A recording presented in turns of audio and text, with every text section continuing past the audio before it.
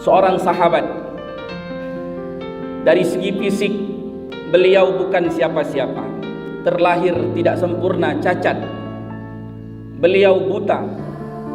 Orang Quraisy, masih keluargaan dengan isteri pertama Rasulullah, Ummul Mukminin Khadijah binti Khuwailid. Mak Sayyidah Khadijah adu-adun dengan mak sahabat. Namanya dikenal dengan Abdullah ibni Ummi Maktum. Hijrah ke Madinah setelah peristiwa Badar, baru bergerak ke Madinah. Beliau menjadi salah satu sebab turunnya ayat di mana Allah menegur Rasulullah sallallahu alaihi wasallam, abasa wa tawalla an ja'ahul a'ma. Muhammad itu bermuka masam, Muhammad berpaling wajah saat ada orang buta datang ingin mempelajari agamanya. Allah menegur Nabi itu pada kasus Abdullah bin Ummi Maktum.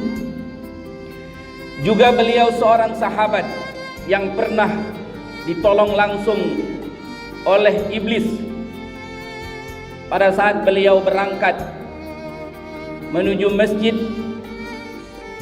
Rumah beliau lumayan jauh dari Masjid Nabawi di Madinah. Dalam keadaan buta, tersandung batu dalam perjalanan sehingga rebah.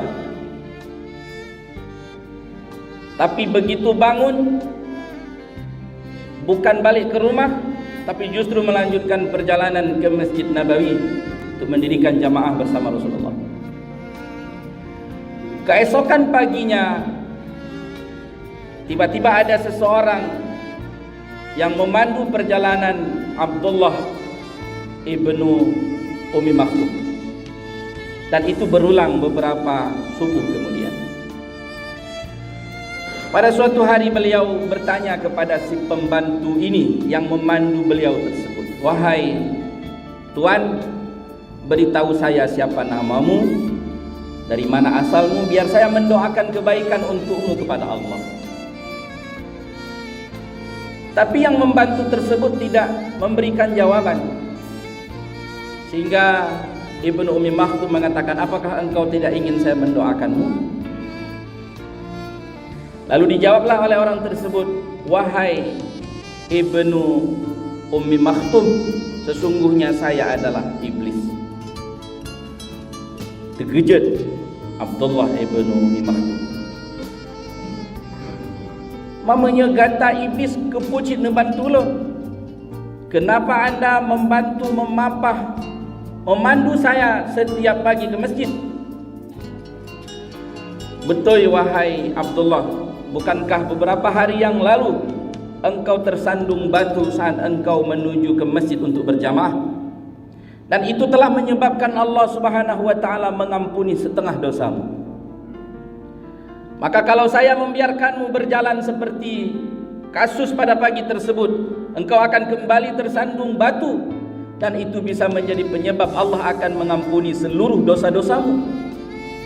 Kalau itu terjadi, maka program kamu iblis-iblisnya jadi gagal. Lebih baik saya membantumu supaya engkau tidak lagi tersungkur, apa istilahnya, hanali rebah bak jalan, supaya program visi misi kamunya tetap berjalan. Hadirin jemaah Jumat yang dimuliakan Allah Subhanahu wa taala. Beliau juga pada suatu kesempatan menanyakan kepada Rasulullah, "Ya Rasulullah, bolehkah mungkin wahai Rasulullah Anda memberikan saya dispensasi dengan kondisi saya yang sudah senja, usia katuha, dengan mata saya yang buta ya Rasulullah. Izinkan saya, berikan saya keringanan, berikan saya rukhsah, berikan saya dispensasi supaya lonjut hana lonjak jamaah masjid rona ya Rasulullah. Saya tetap melaksanakan solat, tapi di rumah saya tidak hadir ke jamaahmu." Rasulullah sallallahu alaihi wasallam bersabda, "Boleh wahai Abdullah ibnu Ummi Maktum." Lalu Abdullah ibnu Ummi Maktum tujuan mempertanyakan ini, meminta dispensasi bukan sekedar untuk tidak hadir ke masjid, tapi beliau mau fadilah jamaah tetap didapat, tapi pelaksanaan salat tidak di Masjid Nabawi, tapi beliau buatnya di rumah. Rasulullah menjawab, boleh wahai Ibnu Ummi Maktum.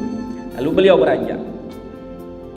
Setelah beberapa jauh daripada Rasulullah, Ibnu Ummi Maktum dipanggil kembali oleh Rasulullah.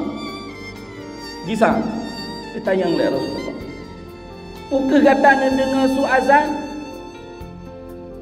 Wahai Abdullah Ibnu Maktum, atad'ul azan? Engkau mendengar suara azan? Benar ya Rasulullah, saya mendengar suara azan. Engkau mesti menghadiri, engkau mesti mengambil, mesti menyahuti, mesti menerima, mesti tetap hadir ke masjid apabila engkau masih mendengar suara azan. Dan itulah yang dibuat oleh Abdullah ibn Ummi Maktum sampai ajal menjemput. Beliau tak pernah absen daripada melaksanakan amal utama Islam ini, solat sehari semalam 5 waktu dalam keadaan berjamaah. Pelajaran bagi kita jamaah yang mulia, siapalah kita hari ini bila dibandingkan dengan Abdullah ibn Ummi Maktum? Siapalah kita hari ini bila tak bandingkan dengan Handalah? So kita bila tak bandingkan dengan Abdurrahman bin Auf yang mewakili saudagar-saudagar kaya. Siapa kita dibandingkan dengan Abu Bakar yang mewakili politisi-politisi unggul? Kita bukan siapa-siapa dibandingkan dengan mereka-mereka. Tapi di saat amal mereka dibandingkan dengan amal gedanyo, nyolak sana bumongan langit jarak. Tidak ada alasan bagi kita hari ini jemaah yang mulia, kecuali alasan yang getanyo ada-adakan supaya kita mendapatkan pembenaran bahwa kita boleh tidak ke masjid karena saya sedang sibuk dengan perdagangan saya. Boleh saya menunda salat asar saya karena saya sedang sibuk dengan perkantoran saya.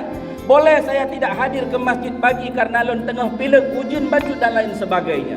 Itu hanya alasan-alasan sebagai pembenaran yang getanyo pegat-pegat. Tapi alasan yang sesungguhnya getanyo memang tengah bermasalah dengan keimanan kita. Nauzubillah. Semoga Allah mengampuni kita semua.